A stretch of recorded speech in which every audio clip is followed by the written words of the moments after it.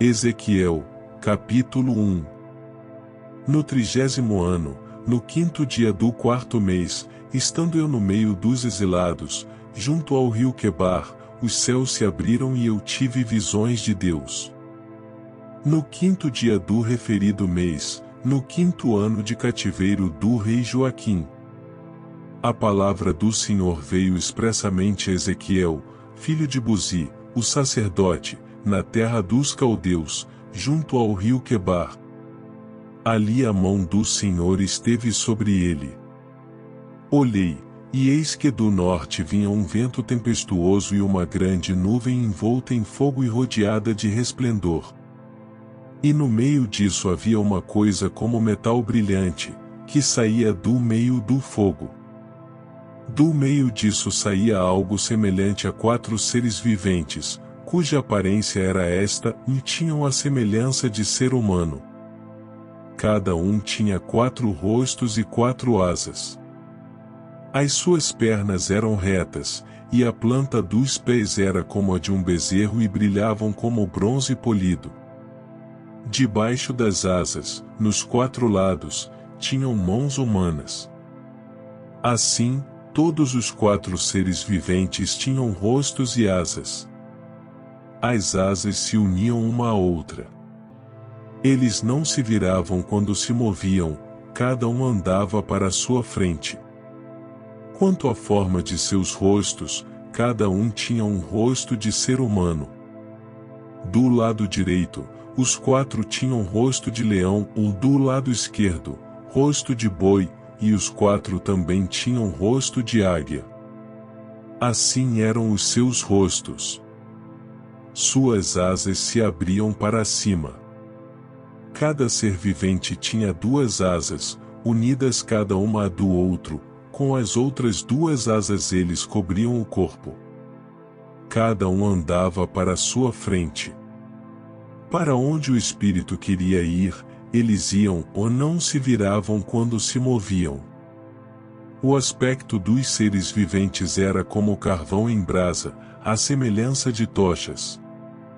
O fogo corria resplandecente por entre os seres viventes, e dele saíam relâmpagos. Os seres viventes zigue-zagueavam à semelhança de relâmpagos. Quando eu estava olhando para os seres viventes, eis que havia uma roda no chão, ao lado de cada um deles.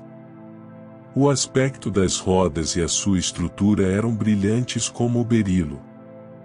As 4 tinham a mesma aparência, cujo aspecto e estrutura eram como se uma roda estivesse dentro da outra. Quando elas andavam, podiam ir em 4 direções e não se viravam quando se moviam.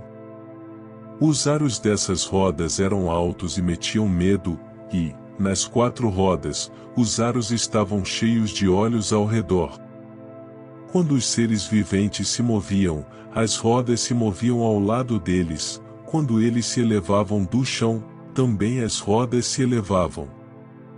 Para onde o espírito queria ir, eles iam, pois o espírito os impelia, e as rodas se elevavam do chão juntamente com eles, porque nelas estava o espírito dos seres viventes.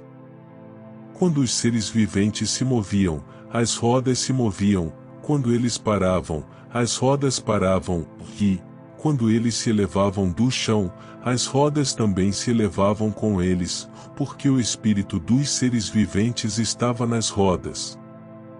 Sobre a cabeça dos seres viventes havia algo semelhante ao firmamento, como o cristal brilhante que metia medo, estendido por sobre a cabeça deles. Por debaixo do firmamento, cada ser vivente estendia 2 asas na direção do ser que lhe estava próximo, e com as outras 2 asas cobriam o corpo. Quando eles andaram, ouvi o ruído das suas asas, que era como o som de muitas águas, como a voz do Onipotente, um som de tumulto como o tropel de um exército. Quando eles paravam, abaixavam as asas. Veio uma voz de cima do firmamento que estava sobre a cabeça deles. Quando eles paravam, abaixavam as asas. Por cima do firmamento que estava sobre a cabeça dos seres viventes, havia algo semelhante a um trono, como uma safira, e, sobre essa espécie de trono, estava assentada uma figura semelhante a um ser humano.